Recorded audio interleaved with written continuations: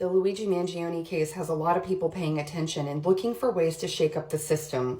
Here's something that you can do today to make a difference. Stop trying to get out of jury duty. There's a sentiment in our country that when you are called for jury duty, you got to find a way to get out of it. And people will even joke about it. Oh, just say this and get kicked off the jury. The problem with that is, who does that leave? Because I'll tell you, I've covered a lot of jury selections, and a Karen has no problem sitting in judgment of other people. In fact, they are so eager. You can smell how feral they are just sitting in the box being questioned. And the defense attorney only has so many free passes to get rid of people. They have to be very strategic with it. You know who else loves to be on juries? Racists. They love sitting in judgment of other people, particularly those who are not white, but also for those who are white.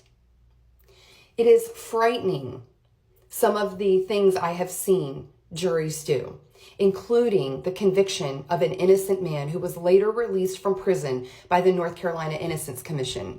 And that man was convicted based on contact DNA. Now, in the scope of science, there are levels. There's a fingerprint, and then there's contact DNA, which is a small portion of skin cells. If the state and the law enforcement officers are presenting their evidence and they're not fully explaining it, or they're not going in depth, or they're kind of pushing a narrative and hoping the jury buys it, and the jury is full of people that maybe could have been better, what's going to happen? Jury selection is not designed to be easy for us. And that is why it's even more critical that we find a way to be able to be available to citizens on both sides of cases, to make sure critical thinking, life lenses, different voices, people who are invested in holding the state and law enforcement accountable to proving the crime. And I'm fascinated with Mangione's attorney because he is using every interview opportunity possible to educate the public on the criminal justice system. Like the state and law enforcement are like, why is he fighting extradition? 8 out of 10 people don't fight it. It's inevitable. He's fighting it because it's his right to fight it. You all have to prove. You all need to bring the evidence. It's your job. We don't have to do anything. So we have to continue to stress test the justice system, because if you're a victim of a crime, you want to make sure they're doing their best job for you.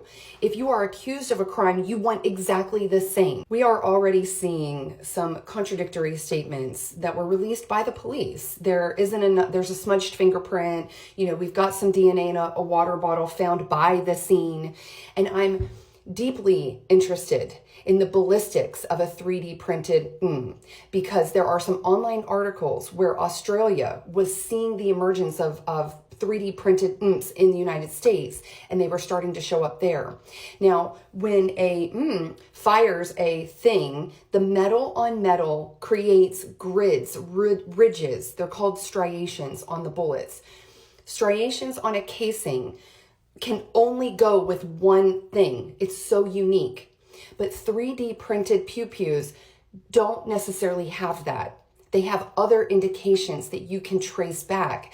Polymers that rub off onto the casing can be traced back to the printer. But they're concerned that there's not going to be the same kind of striation markings on the shell casing.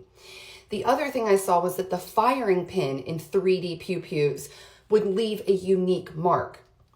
However, the article went on to say the more advanced 3D printers would get, this was back in 2020, 4 years of technology developments, the more difficult it could be.